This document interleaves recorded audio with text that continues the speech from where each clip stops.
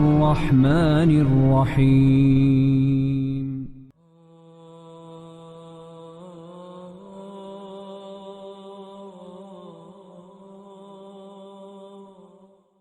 Alhamdulillah, salatu wassalamu ala rasulillah wa ala alihi wa sahbihi wa mawalah, wa la hawla wa la quwata illa billahi wa ba'du. Pembahasan di malam hari ini kita akan membahas tentang kisah Ashab As-Sabti. Ashabu As-Sabti artinya orang-orang yang melanggar di hari Sabtu. Kisah Ashabus Sabti ini disebutkan di dalam Al-Quranul Karim dalam beberapa ayat dan surat. Pertama surah Al-Baqarah ayat 65 sampai 66. Kemudian dalam surah An-Nisa di dua ayat, pertama ayat 47 dan juga ayat 154. Kemudian dalam surah An-Nahl ayat 124 dan yang paling lengkap surah Al-A'raf ayat 163 sampai 167.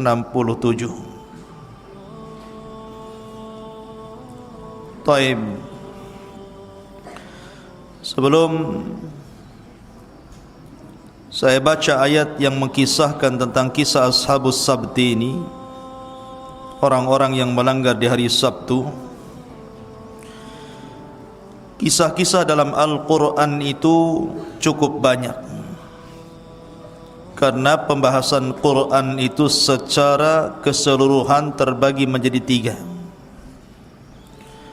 Sepertiga bicara tentang akidah, sepertiga bicara tentang ibadah, dan sepertiga bicara tentang qasas, kisah-kisah, baik kisah para nabi, para rasul, orang-orang yang memusuhi nabi dan rasul, dan begitu seterusnya. Dan kisah-kisah itu terkandung 4 poin. Hampir seluruh kisah-kisah dalam Al-Quran itu terkandung 4 poin. Pertama, terkandung nilai dakwah. Nilai dakwah tentunya dakwah menuju tauhid. Yang kedua, dalam rangka menenangkan hati, terutama bagi Nabi sallallahu alaihi wasallam, menenangkan hati Nabi sallallahu alaihi wa ala alihi wasallam. Karena Allah mengatakan wa kullan naqussu 'alaika min amba'ir rusuli ma nusabbitu bihi fuadak. Sini ada kalimat nusabbitu bihi fuadak, untuk menenangkan hatimu wahai Muhammad. Kemudian yang ketiga, terkandung penetapan akidah bahwa ada kehidupan setelah kematian berbentuk hari kebangkitan dan balasan. Dan yang terakhir, terkandung padanya qudratullah, kekuasaan Allah subhanahu wa ta'ala, bahwa Allah sanggup menghancurkan siapapun yang melanggar perintahnya atau yang melanggar perintah utusannya. Itulah 4 perkara kenapa kisah-kisah dalam Al-Quran itu dikisahkan kepada kita. Taib, saya akan cerita dulu secara singkat tentang kisah Ashabus Sabti, baru kita bahas Qur'annya. Ashabus Sabti ini terjadi di sebuah desa namanya Ailah. Di sebuah desa namanya Ailah. Ada juga yang mengatakan terjadi di sebuah tempat namanya Madian. Ada yang mengatakan Ailah, ada yang mengatakan Madian. Ada yang mengatakan bahawa letaknya di Syam, tepatnya di Laut Merah. Dan ada juga yang mengatakan bahwa tempat dan peristiwa ini terjadi di sebuah bahrun, di sebuah lautan antara Mesir dan Khatin. Di situ ada tempat namanya Ailah. Mesir dan Khatin atau Hatin pakai ha. Di situ ada sebuah tempat namanya Ailah. Lah Abdullah ibn Abbas radhiyallahu anhuma mengatakan bahawa umat-umat Bani Israel baik sebelum ataupun sesudahnya, Allah Subhanahu wa taala pilihkan kepada mereka hari Jumat itu sebagai hari Id mereka. Akan tetapi kemudian mereka tidak mengambil hari Jumat, justru mereka memilih hari Sabtu. Dan itu kerugian mereka. Mereka memilih hari Sabtu. Ada alasannya. Karena kita tahu bahwa ketika Allah Subhanahu wa taala menciptakan langit dan bumi itu selama 6 hari, dimulai hari Ahad dan diakhiri hari Jumat. Berarti Ahad, Senin, Selasa, Rabu, Kamis, Jumat, 6 hari Allah lengkap menciptakan langit dan bumi dan isinya. Kemudian di hari Sabtu Allah cuti, Allah istirahat karena lelah telah menciptakan langit dan bumi. Maka hari cutinya Allah itulah dijadikan hari cuti mereka. Maka Al-Quran membantah. Allah mengatakan wa ma massana min lughub. Wa ma massana min lughub. Dan kami, kata Allah Subhanahu wa taala, tidak tersentuh dengan kelemahan, dengan kelelahan dan keletihan. Allah Subhanahu wa taala tidak mungkin tersifati dengan sifat itu. Ma'asyiral muslimin yang dimuliakan Allah Subhanahu wa taala, maka disebutkan ketika mereka memilih hari Sabtu, maka dalam syariat mereka hari Sabtu itu adalah hari di mana mereka Bani Israel memfokuskan untuk ibadah. Tidak boleh ada yang bekerja, tidak boleh yang ke ladang ke ladang, yang ke laut ke laut, yang menjadi tukang-tukang, enggak boleh. Pokoknya hari Sabtu itu betul-betul dilarang bekerja. Jadi mereka fokuskan hanya untuk beribadah kepada Allah Azza wa Jalla. Lah desa Ailah ini atau desa Madian ini terletak di pinggir pantai, sehingga hampir secara keseluruhan penduduknya itu mereka adalah para nelayan. Mereka hanya mengambil ikan di lautan. Itulah pekerjaan penduduk Ailah atau penduduk Madian ini. Dan ingat bahwa peristiwa ini di zaman Nabi Allah Daud alaihi salatu wassalam. Dan Nabi Allah Daud alaihi salatu wassalam adalah nabi pertama sekaligus raja. Raja dan nabi. Itulah Daud alaihi salatu wassalam. Biasanya Bani Israel mereka tidak ada yang menggabungkan dua keutamaan ini. Jadi kalau jadi nabi, nabi saja. Kalau jadi raja, raja saja. Tapi Daud alaihi salatu wassalam menggabungkan dua keutamaan ini. Dan dia raja pertama plus juga nabi dari Bani Israel. Kemudian disusul oleh putranya Nabi Allah Sulaiman alaihi salatu wassalam. Lah, di zaman Nabi Daud inilah peristiwa ini terjadi. Di sebuah kampung Aila atau Madian di Laut Merah atau mungkin perbatasan Mesir, wallahu alam, karena Al-Quran dan Sunnah tidak menjelaskannya. Ini hanya penelitian ahli tafsir. Jadi penduduk ini kerjaannya hanya nelayan saja, dan mereka boleh menangkap ikan itu mulai hari Ahad sampai hari Jumat saja. Hari Sabtu tidak boleh nangkap ikan. Masalahnya, justru di hari Sabtu itu ikan itu loncat-loncat, banyak sekali nampak oleh mata mereka.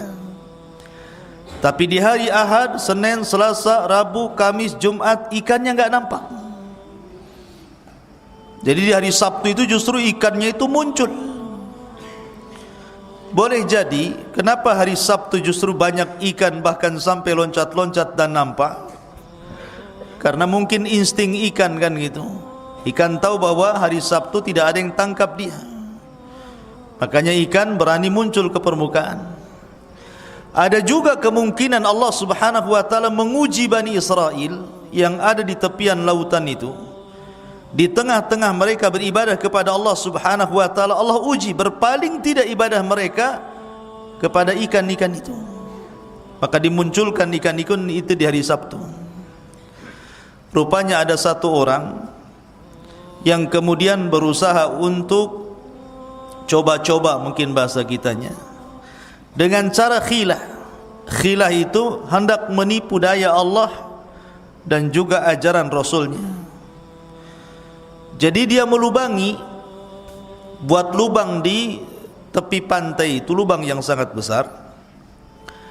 Lah lubang itu kalau seandainya air surut, mereka lubangi. Tapi kalau air pasang, otomatis lubang itu akan tertimbun lautan. Lah ketika air pasang itulah ikan-ikan kemudian masuk ke dalam lubang itu. Ketika air surut, ikannya sudah ada di lubang itu. Tapi karena mereka masih mengagungkan hari Sabtu, mereka tidak mau mengambil ikan yang masuk di lubang itu hari Sabtu, tapi diambilnya hari Ahad. Jadi mereka pasang jala ataupun membuat lubang di hari Jumat, kemudian di hari Sabtu itu laut pasang, ikan masuk. Mereka sudah tahu di hari Sabtu itu ada ikannya, tapi karena mereka kemudian takut dengan hari Sabtu, diambilnya pula hari Minggu. Padahal ikan itu hasil tangkapan hari Sabtu. Sehari dua hari, akhirnya orang yang mendapatkan ikan ini bercerita kepada tetangganya. Akhirnya tetangganya ikut-ikutan juga begitu. Kemudian tersebar lagi kepada tetangga yang lain, ikut-ikutan juga. Masang jaring hari Jumat, untuk ikan hari Sabtu diambil pula hari Ahad. Kan saya enggak ngambil ikan hari Sabtu, kata mereka. Ya. Akhirnya kemudian jumlah orang yang mengambil ikan di hari Sabtu itu, yang menggunakan khilah ini makin banyak, makin banyak. Satu hari lewat tidak ada azab, dua hari lewat tidak ada azab, satu bulan, kemudian lewat 2 bulan, 3 bulan, akhirnya karena tidak ada azab sama sekali, mulailah mereka terang-terangan ngambil ikan di hari Sabtu. Sudah tidak pasang jala lagi di hari Jumat, untuk ikan hari Sabtu diambilnya hari Ahad, sudah tidak perlu itu lagi. Langsung mereka ngambil ikan di hari Sabtu. Dan mereka tidak beribadah lagi kepada Allah Azza wa Jal, justru disibukkan dengan mengambil ikan di hari Sabtu. Dan jumlah mereka sampai 70.000, hampir separuh desa. Mereka ikut-ikutan. Mereka sudah tidak takut lagi dengan azab. Alasannya karena tidak kunjung ada azab. Katanya kalau seandainya ngambil ikan di hari Sabtu akan datang azab. Rupanya tidak juga. Maka mereka semakin banyak, kemudian mereka pun berbangga dengan banyaknya hasil tangkapan, sehingga jumlah mereka sampai 70.000 orang. Lah ketika itulah manusia terbagi menjadi 3. Manusia terbagi menjadi 3. Yang pertama, sebanyak 70.000 orang itu, mereka adalah orang-orang yang melanggar hari Sabtu. Mereka bermaksiat kepada Allah dan ajaran Rasulnya. Mereka terang-terangan mengambil ikan di hari Sabtu dan tidak takut dengan azab Allah Subhanahu wa ta'ala. Kemudian kelompok yang kedua yang mengingatkan, jangan ambil ikan dari Sabtu, nanti akan datang azab kepada kalian. Pokoknya diingatkan dengan ajaran-ajaran Allah dan Rasulnya agar mereka jangan berani-berani mengambil ikan dari Sabtu, nanti akan datang azab kepada kalian. Dan jumlah mereka sedikit, hanya 12.000 saja. Kemudian kelompok yang terakhir, kelompok yang diam, tidak mau memperingatkan orang yang mengambil ikan di hari Sabtu, tetapi justru menyalahkan orang yang menyalahkan orang-orang yang mengambil ikan di hari Sabtu. Seolah-olah dia mengatakan, sudahlah, biarkan saja dia ngambil ikan. Mereka adalah kaum yang akan diazab. Kenapa kalian pusing pula memikirkan mereka? Ini kelompok yang ketiga ini, memang mereka tidak ikut-ikut nyarikan di hari Sabtu, tapi justru mereka melarang orang yang sedang melarang mengambil ikan di hari Sabtu. Kalau saya contohkan di masyarakat, nih pokoknya ada 3 orang nih bertetangga. Yang satu ahli maksiat, mungkin tukang mabuk. Yang satunya mengatakan, kau jangan mabuk. Yang satunya mengatakan, sudahlah, kamu jangan peringatkan orang yang mabuk, biarkan dia mabuk, dosa-dosa dia tanggung sendiri. Jadi di masyarakat itu mesti orang itu terbagi menjadi 3 ini. Orang-orang yang kemudian melanggar di hari Sabtu ini berusaha untuk dilarang, tapi ada juga yang melarang orang yang melarang kepada orang yang mengambil ikan di hari Sabtu. Akhirnya ikhwatu fiddin, muliakan Allah Azza wa Jal, marahlah orang-orang yang saleh ini. Orang-orang yang melarang ikan di hari Sabtu ini marah, karena mereka tahu bahwa kalau seandainya ini dibiarkan akan datang azab kepada mereka. Akhirnya mereka pun membuat benteng, ingin dipisahkan, ingin dipagar antara mereka dan orang-orang yang mengambil ikan di hari Sabtu. Maka mereka membuat benteng tinggi-tinggi, jangan sampai mereka hidup dengan orang-orang yang melanggar perintah Allah dan Rasulnya. Akhirnya terpisahkanlah orang-orang ini, orang-orang ahli maksiat dan orang-orang yang ahli taat ini. Tiba-tiba suatu hari, di balik tembok itu biasanya ramai para nelayan itu, dapat ikan banyak, ramai mereka. Tapi suatu ketika tiba-tiba di balik benteng ini senyap, tidak ada suara.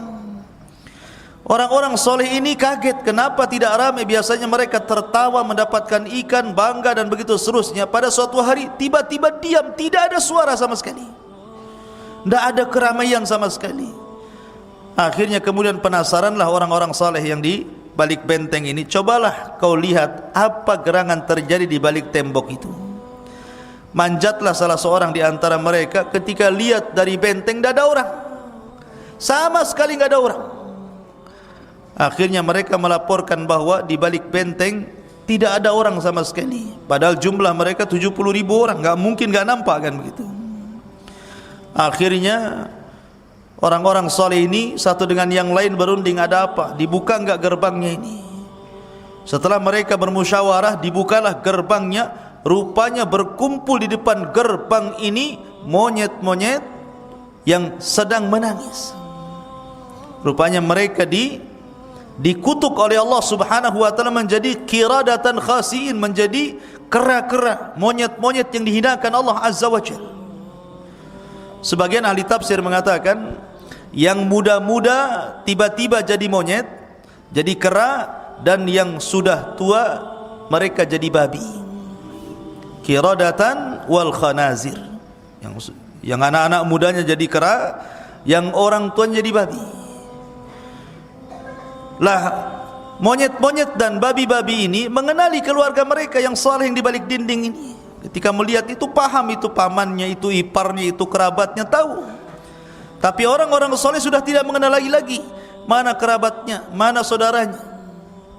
Akhirnya kemudian karena ketakutan ditutup lagi gerbangnya, karena mereka tidak bisa makan lagi, tidak bisa minum lagi, karena sudah dirubah menjadi binatang.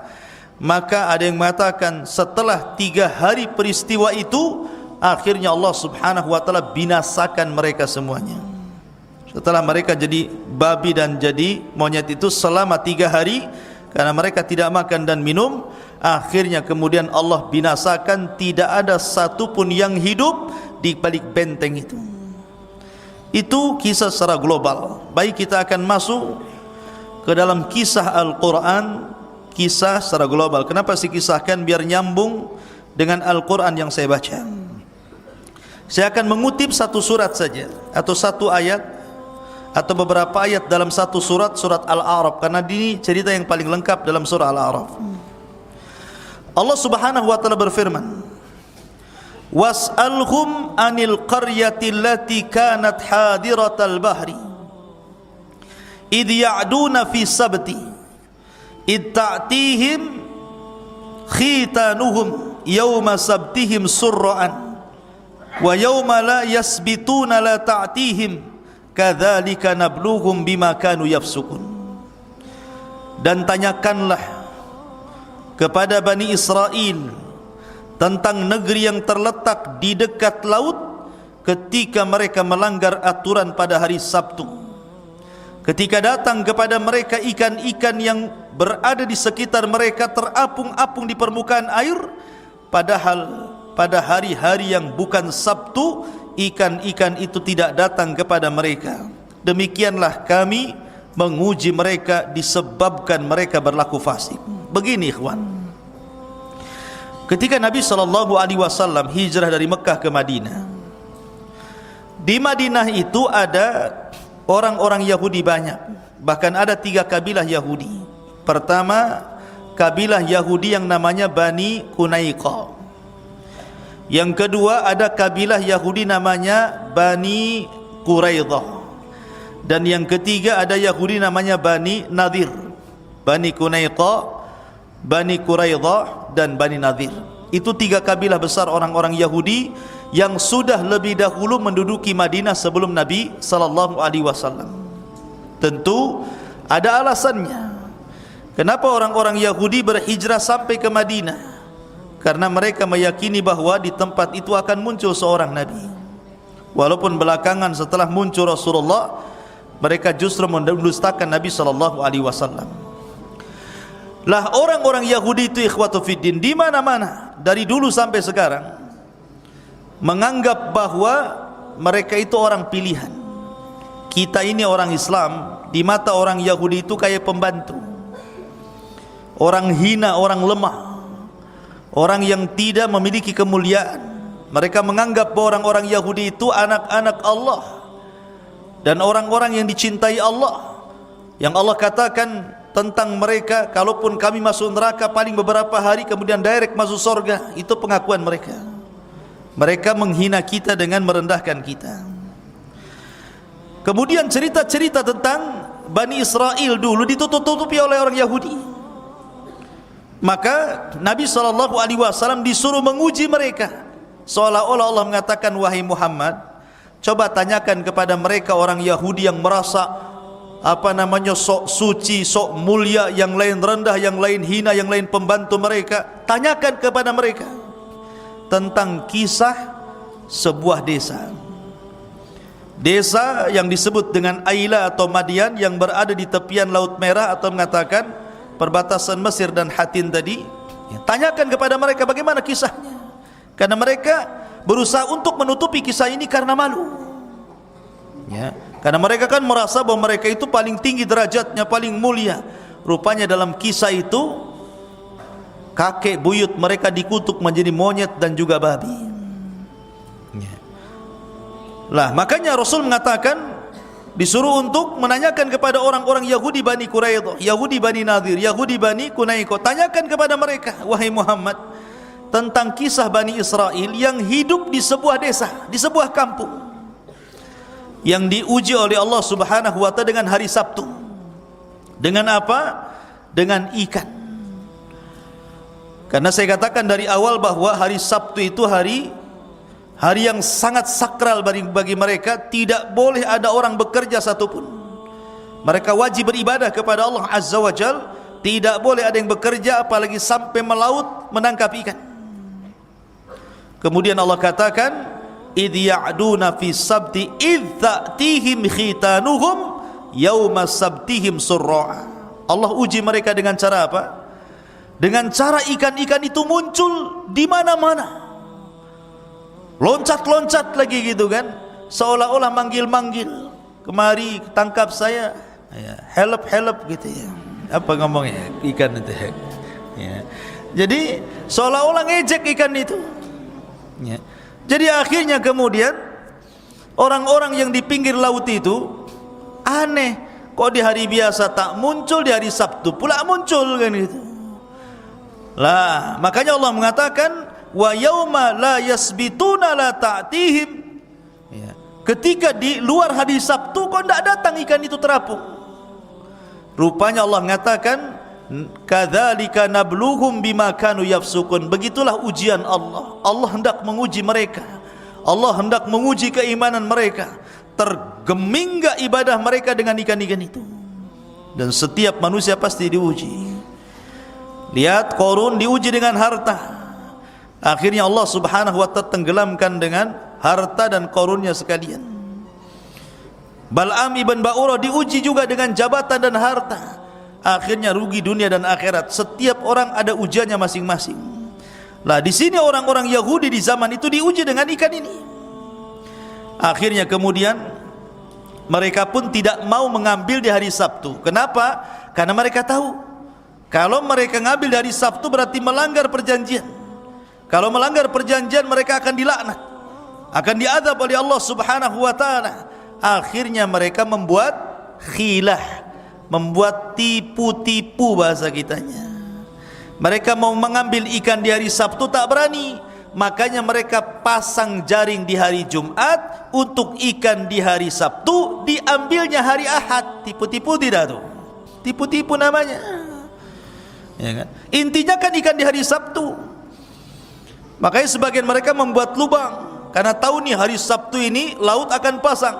Ketika pasang ikan masuk lubang kan gitu ya. Nanti pas minggunya kita ambil.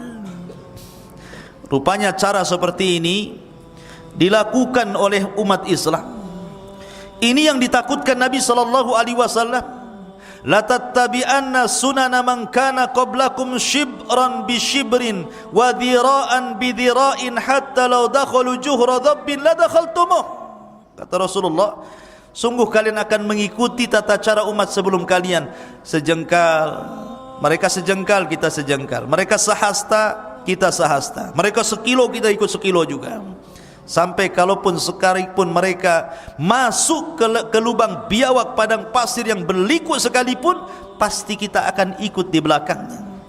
Artinya walaupun tata cara mereka itu susah untuk ditiru, menyakitkan untuk ditiru, pasti ada saja orang Islam ikut-ikutan mereka. Contohnya apa? Coba lihat antum anak-anak jalanan itu, ya kan?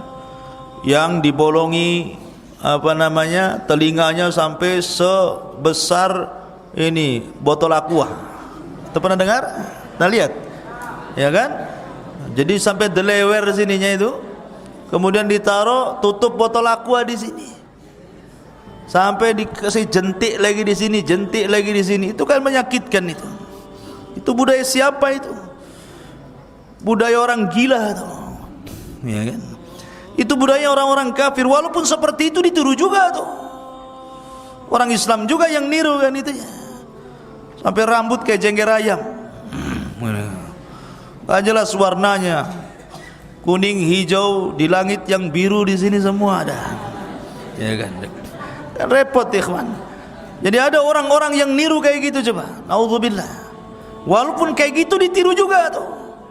Ya.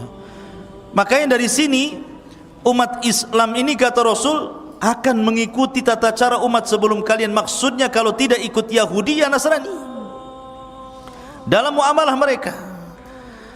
Makanya lihat bagaimana ada umat Islam itu yang wa makarullaha, mereka hendak membuat makar kepada Allah dalam muamalah mereka, dalam pakaian mereka, dalam akidah mereka, dalam ibadah mereka. Ada orang-orang yang buat khilah seperti ini.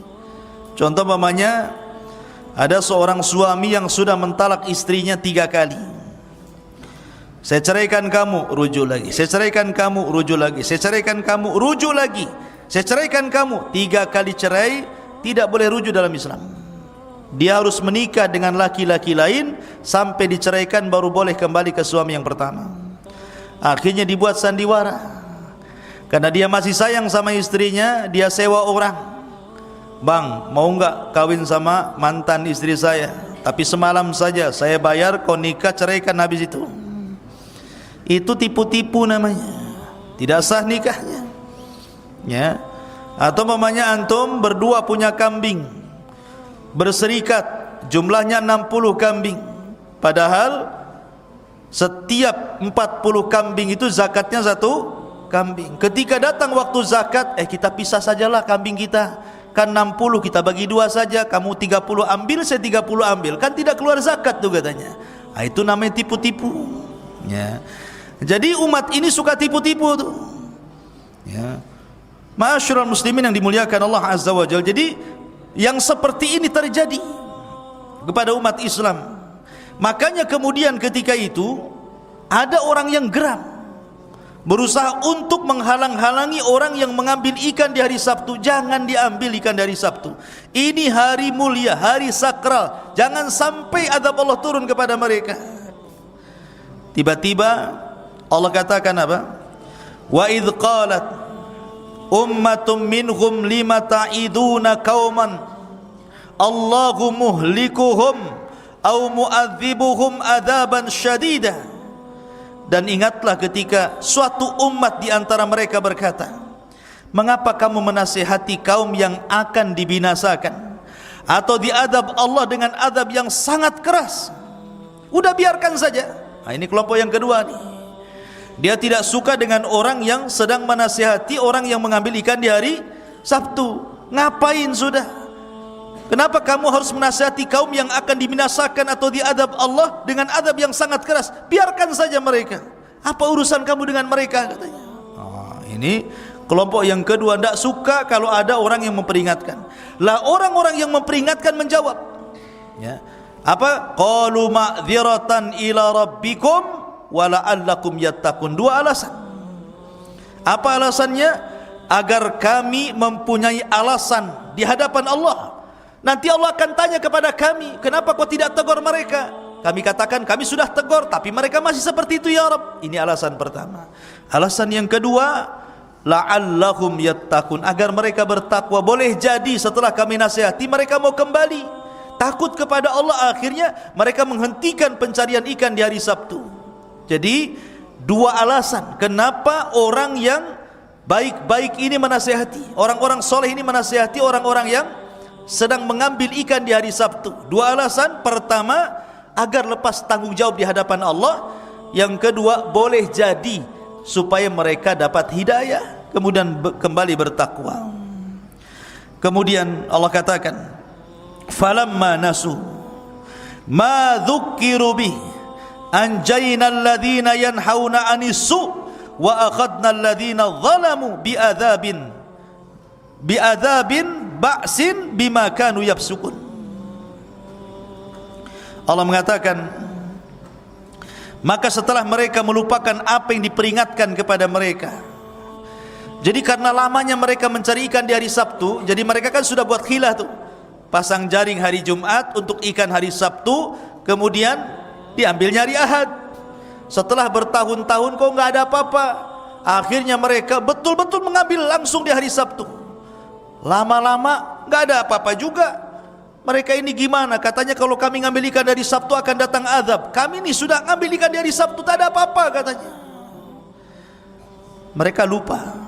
Makanya Allah mengatakan, maka setelah mereka melupakan apa yang diperingatkan kepada mereka, kami selamatkan orang-orang yang melarang orang berbuat jahat, dan kami timpakan kepada orang-orang zalim siksa yang keras disebabkan mereka selalu berbuat fasik. Lihat bagaimana ancamannya. Falamma atau amma nuhu anhu qulna lakum kunu qiradatan khasiin. Maka setelah mereka bersikap sombong terhadap segala apa yang dilarang kepada mereka, maka Allah katakan kepada mereka, jadilah kamu kera-kera yang hina. Tadi saya katakan kisahnya. Jadi ketika orang-orang saleh ini berusaha untuk menasihati, tidak bisa juga. Datang pula kelompok yang ketiga, sudah ngapain kau nasihati mereka? Urusan mereka, mereka itu orang yang akan diazab Allah Subhanahu wa taala. Oh, enggak bisa gitu. Supaya kami lepas tanggung jawab di hadapan Allah, atau minimal mereka sadar. Karena juga mereka makin sombong, dinasihati makin sombong, dinasihati makin sombong, akhirnya mereka pun membuat pagar pembatas. Hati-hati. Antum kau dinasihati jangan sombong. Karena di antara antum jangan begini, malah begini, jangan begitu, malah begitu pula. Maunya antum apa kan itu? Jadi ada orang-orang yang dinasihati itu kepalanya susah, harus dipalu mungkin ya. Kepalanya itu biar agak encar ya. Jadi di sini Allah Subhanahu wa taala memperingatkan setelah kemudian dibuat benteng itulah dipisahkan mana ashabul haq, orang-orang yang di atas kebenaran, dan mana ashabul batil, orang-orang di atas kebatilan. Tahu-tahu beberapa waktu setelahnya apa ribut di belakang itu? Antum dengar pengajian atau ngaji sendiri? Mana musrifnya nih? Nanti saya kalau dengar lagi tolong keluarkan aja ya.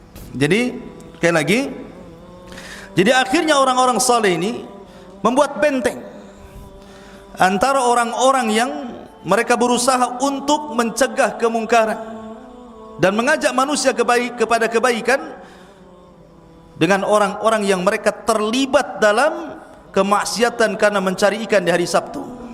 Buat benteng besar, dipisahkan. Nah, di sini Allah Subhanahu wa taala menurunkan azabnya kepada mereka. Menurunkan azab kepada mereka berupa mereka dibuat seperti kera yang dihinakan. Kera, betul-betul kera ya. Makanya kemudian ikhwatu fiddin muliakan Allah Subhanahu wa taala, apakah kemudian apa yang terjadi pada zaman Bani Israel di masa Nabi Allah Daud alaihi salatu wassalam ini? Jadi kalau ada orang bertanya, apakah sekarang kera-kera yang ada di hutan-hutan itu, kan banyak tuh kera di hutan itu. Kalau antum ke jembatan berapa itu, jembatan terakhirnya dekat penampungan orang kena Covid itu, di Barelang sana itu keranya di jalan-jalan tuh, banyak kera. Jadi kalau antum naik motor dihadang kera di sana. Yang nilang itu bukan polisi, kera ya.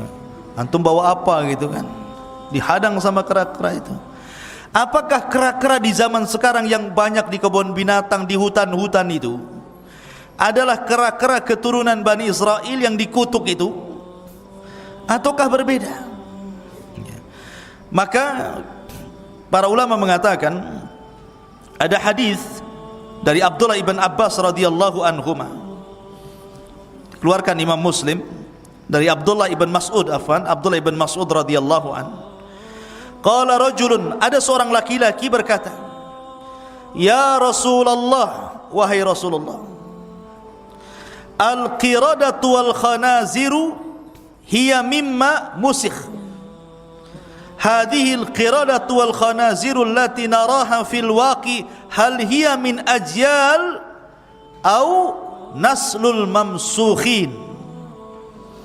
Jadi sahabat ini bertanya kepada Rasulullah, ya Rasulullah, apakah kera-kera yang terjadi, yang nampak di mata kita itu, banyak kera di mana-mana, apakah ini keturunan kera-kera yang pernah dikutuk di zaman Bani Israel di tempat Aila atau Madian itu karena mereka tidak mengagungkan hari Sabtu, ataukah kera yang berbeda?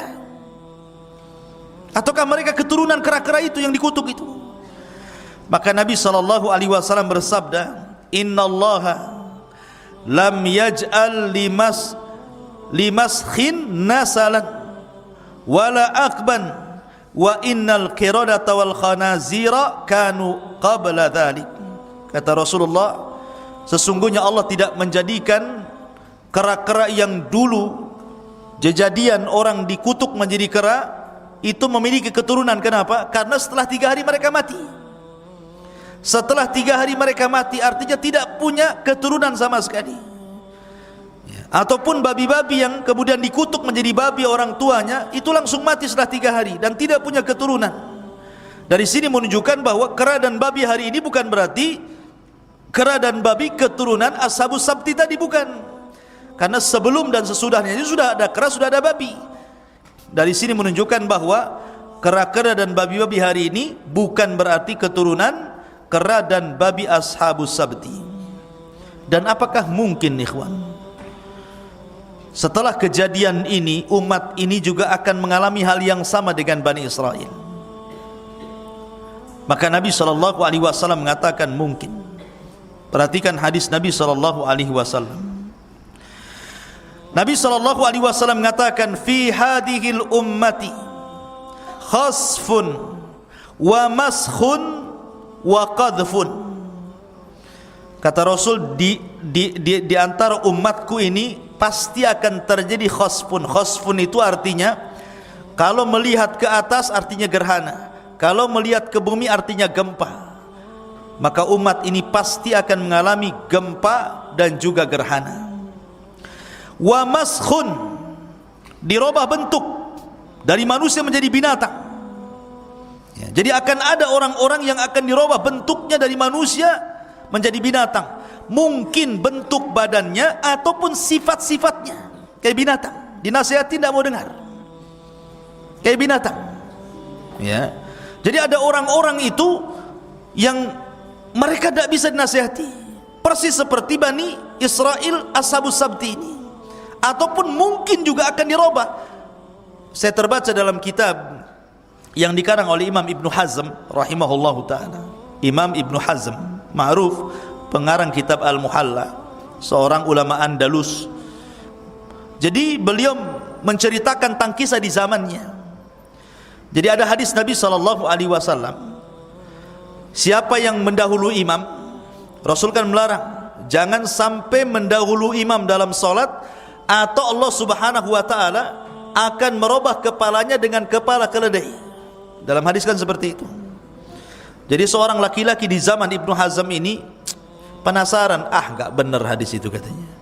Masa sih kalau orang mendahului imam dalam solat nanti kepalanya jadi keledai katanya. Akhirnya dia coba-coba tuh, dia menentang hadis tadi. Ketika solat, ketika ruku, imam belum ruku, dia sudah ruku. Imam belum sujud, dia sudah sujud. Imam belum bangkit, sudah bangkit. Akhirnya Allah Subhanahu wa ta'ala betul-betul merubah kepalanya seperti kepala keledai. Habis solat jadi keledai kepalanya. Itu terjadi di zaman siapa? Imam Ibnu Hazm. Makanya Allah mengatakan, falyahdharil ladzina yukhalifuna an amri an tusibahum fitnah aw yusibahum adzabun alim. Hendaklah takut orang-orang yang menyelisih perintah Allah dan Rasulnya, akan ditimpakan kepada mereka azab ataupun fitnah. Fitnah atau azab yang sangat pedih. Jadi orang-orang yang menyelisih sunnah itu terkadang azabnya hari itu juga Allah Subhanahu wa ta'ala kirim. Maka di zaman Rasul ada orang yang makan dengan tangan kiri. Maka Rasul mengatakan, kul biyaminik, makan dengan tangan kananmu. Orang ini belum dicoba sudah mengatakan mastata'tu ya Rasul, aku tidak bisa Rasul. Kurang ajar enggak tuh? Belum dicoba sudah bilang enggak bisa wahai Rasul. Maka Rasul doakan, idzan mastata'ta abadan, kalau begitu engkau tidak akan bisa selamanya. Setelah Rasul mengatakan seperti itu, dua-duanya enggak bisa diangkat. Yang kanan enggak bisa diangkat, yang kiri enggak bisa diangkat. Jadi setruk. Coba melawan Nabi SAW. Ya. Ada juga yang kemudian melawan hadis Nabi SAW. Idza staiqadha ahadukum min naumihi falyaghsil yadayhi thalathan. Kata Rasul, apabila kalian bangun dari tidur, cuci tangan 3 kali. Jadi kalau antum nanti malam tidur, besok pagi sebelum mengambil makanan, sebelum berwudu, sebelum apa saja, cuci dulu tangan 3 kali. Fa inna ahadakum la yadri aina batat yadah. Karena salah seorang di antara kalian tidak tahu tangan kita ini menginap di mana semalam. Karena antum tidak tahu, karena tangan antum kan nggak diikat. Nanti belusukan kemana-mana tangannya, ke belakang, ke depan, ke kiri, ke kanan. Nggak tahu tangan kita kemana-mana. Ya, masuk ke dalam sarung, keluar sarung, macam-macam. Jadi kata Nabi, cuci. Karena dikhawatirkan tangan kita ini kemana-mana. Ada pula seorang yang kurang ajar dengan hadis Nabi SAW, dia mengatakan, ana adri aina batat yadi, saya tahu di mana tanganku menginap semalam. Rasul mengatakan enggak tahu, dia pula mengatakan tahu. So tahu berarti kan. Akhirnya memang Allah uji dia. Pas keesokan dia tidur, kemudian dia bangun, apa yang terjadi? Satu hasta tangannya masuk ke liang dubur. Satu hasta berapa? Dari sini ke sini nih, satu hasta nih. Coba, masuk ke liang dubur. Ketika bangun kaget dia, tangannya sudah ada dalam dubur. Sekarang tahu di mana dia menginap kan? Inilah orang-orang yang menghina Nabi SAW. Rasul mengatakan tidak tahu, kau pula mengatakan tahu. Ya. Makanya terkadang ada azab Allah Subhanahu wa taala itu disegerakan Allah Azza wa Jalla. Maka jangan sampai seseorang itu menghina sunnah Rasul, tapi agungkan sunnah Nabi sallallahu alaihi wasallam. Maka Rasul mengatakan umat ini pun sama, akan terjadi maskhun, akan dirubah. Kemudian sahabat bertanya, kira-kira kalau seandainya itu terjadi, itu kapan wahai Rasul? Maka dengarkan kata Nabi sallallahu alaihi wasallam, idza dhaharatil qainat wal ma'azib wa syuribatil khumur. Kalau sudah tampak al-qainat, para biduan-biduan wanita, wal ma'azib, banyaknya alat-alat musik, wa syuribatul khumur, dan diminumnya khamar, maka manusia akan berubah jadi binatang. Mungkin badannya tetap manusia, tetapi hati dan otaknya jadi binatang. Lihat kalau orang mabok, kemudian di situ ada alat musik, di situ ada perempuan, kayak di diskotik itu udah nggak bedanya dengan binatang. Ya, nggak punya akal. Kadang-kadang kemudian orang mabok ini keluar ke sepoyongan, masuk di got, disangka tidur di kasur, bangun-bangun dalam got katanya. Itulah orang nggak sadar, orang stres. Kadang-kadang nampar orang nggak usah ditampar dia. Kadang-kadang ngaco nggak karu-karuan. Ya. Jadi orang-orang ini sudah dirubah, ataupun nanti boleh jadi kejadian Ashabus Sabt tidak akan terulang. Ya. Artinya di sini bahwa, makanya kenapa Allah Subhanahu wa taala di dalam Al-Quran, dalam surah Al-Baqarah ayat 65-66, apa kata Allah? Walaqad alimtumul ladzina i'tadaw minkum fi sabti faqulna lahum kunu qiradatan khasiin faja'alnaha nakalan lima baina yadayha wa ma khalfaha wa mau'idatan lil muttaqin. Dan sesungguhnya kalian sudah tahu orang-orang yang melanggar di antara kalian pada hari Sabtu. Lalu kami firmankan kepada mereka, jadilah kalian kera-kera yang hina. Maka kami jadikan yang demikian itu peringatan bagi orang-orang di masa itu dan bagi mereka yang akan datang kemudian. Kita-kita ini yang akan datang kemudian, serta menjadi pelajaran bagi orang-orang yang bertakwa. Itulah di antara kilasan kisah Ashabus Sabti, dan ini pelajaran besar bahwa begitulah Allah Subhanahu wa taala hinakan orang-orang Yahudi yang merasa mereka lebih mulia dan yang lainnya hina. Na'udzubillah summa na'udzubillah. Wallahu a'lam bishawab.